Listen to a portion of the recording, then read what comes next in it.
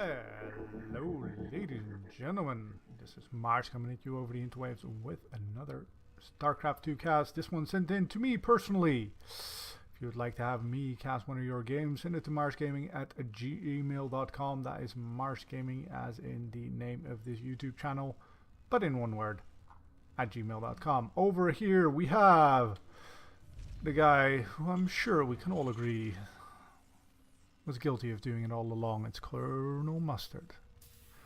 It's ColMustard on a Galactic Process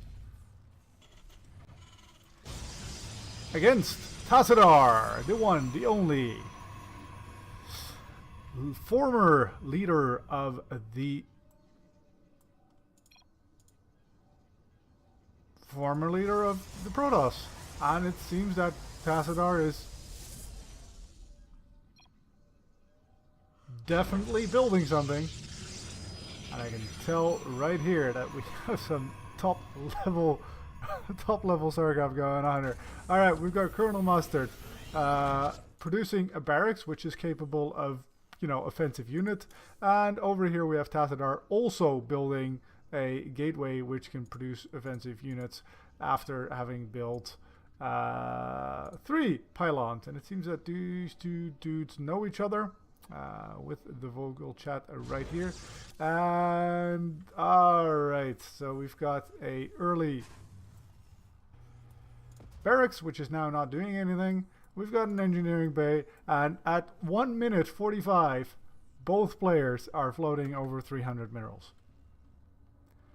Just putting it out there. ColMustard is now going to use that money to expand, possibly. Maybe. Yes. Very good.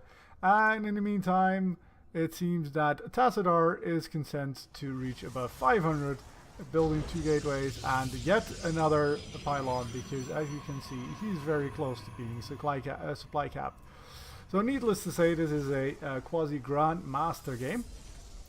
Both players very tightly sticking to their timings, and we've got 3 zealots queued up here, and he is 3 zealots queued up here. All right, well let's not make too much fun of this, because I started this way.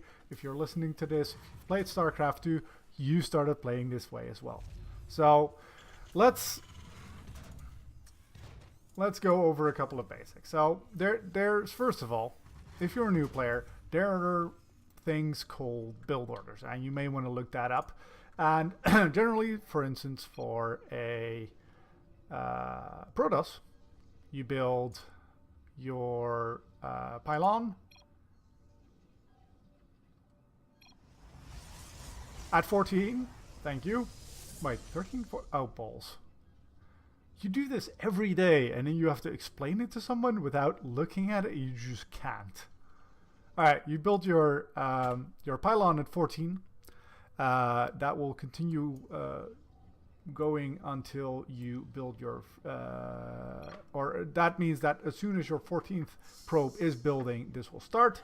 You can build your 15th as well, and just after your 15th is done, then you can start building your 16th probe, and you should also have enough minerals for a gateway. At that point, from a supply perspective, you should be at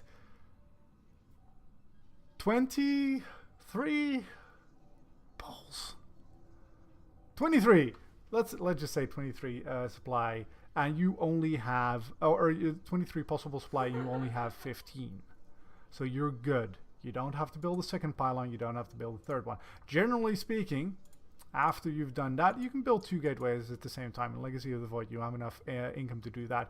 You build a cybernetics core, because this guy,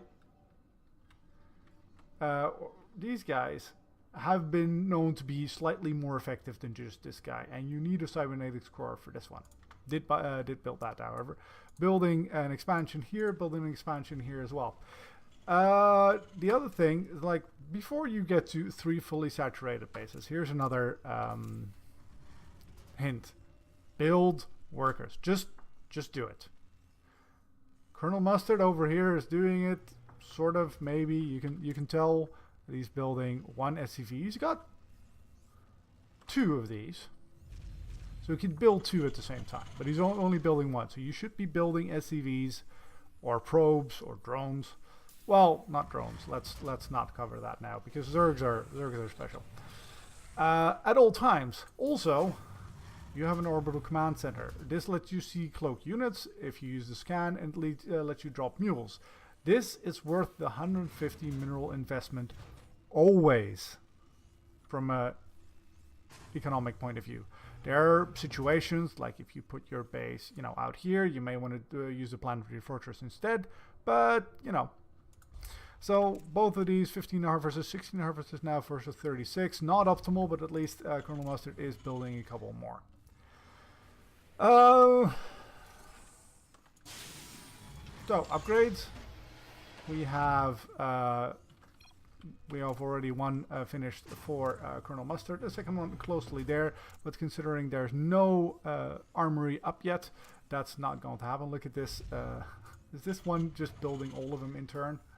Oh, that's not horrible. Oh, there is an engagement right here. I'm sorry, I was so busy with explaining stuff that I completely missed that. That was a couple of forces by ColMustard walking into Tassadar's stuff.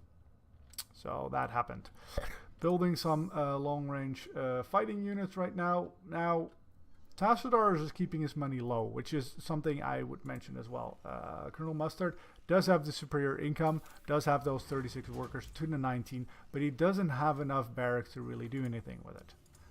Except queue this up a lot and have nothing building here. Doesn't have anything building here, isn't building a starport. Builds a third though, so that's good. Tassadar is warping in stalkers every time. No, I'm sorry.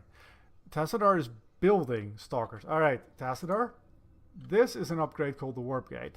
And if you've done it, then you can stop building them here. You transform these guys into Warp Gates, and everywhere you have a... Oh, I don't have this. Sorry, this is the old replay I can't show you everything thing. There's probably a setting I could have clicked in order to do that, but I already have to do all the music and stuff to get this right. And you can warp it in wherever there's a power field.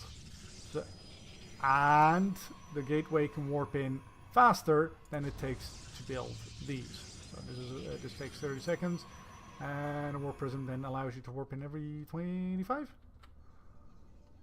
We're gonna have to look that up, to be honest. Alright, so we've got a third base here, almost done. We've got a lot of Marines right here, which provide vision by means of the Zelnaga tower right there, which is an important thing, but you can do that with one unit, and then the rest can go do something else, such as, seeing if your opponent here, or in the case of this map, taking out these rocks, and then, coming in somewhere he doesn't expect it. As you can tell, he's very focused on this entrance right here. If you take down these rocks, or if you take down these rocks, you will end up here, behind his army.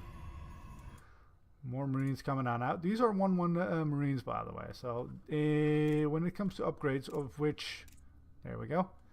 Tassadar can now start his own, because he did finish his forge just now. Wait, the fusion core?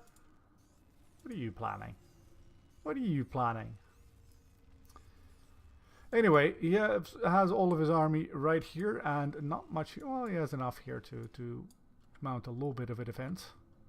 And he's now going to take... That's true, you don't need to just take this one, these rocks, or these rocks. There's more rocks here. That is entirely correct, and ColMustard is correct to do so. Maybe going to see whether he has an alternate form of attack into the third base, but he's now going to figure out that there's no third base yet.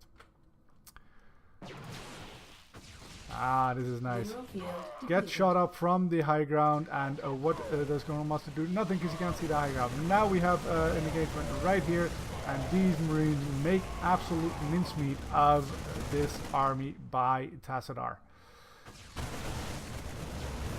The remaining army right now comes on down into a narrow choke point and into the slaughter. And now nothing is left for Tassadar to hold off anything by ColMustard. He's going to depower these buildings, producing this stuff for him, and this is much GG. So for both ColMustard and for Tassadar, I have to say, they're are a couple of things that you may want to look at for when you want to continue playing this game. There's a guy out there called Day9 who is still very passionate about stuff, but not so much about, doesn't put all of his effort into StarCraft anymore. But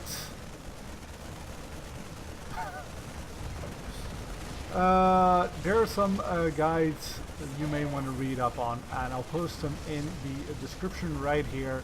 Other than that, it's a nice game. It's a good old game.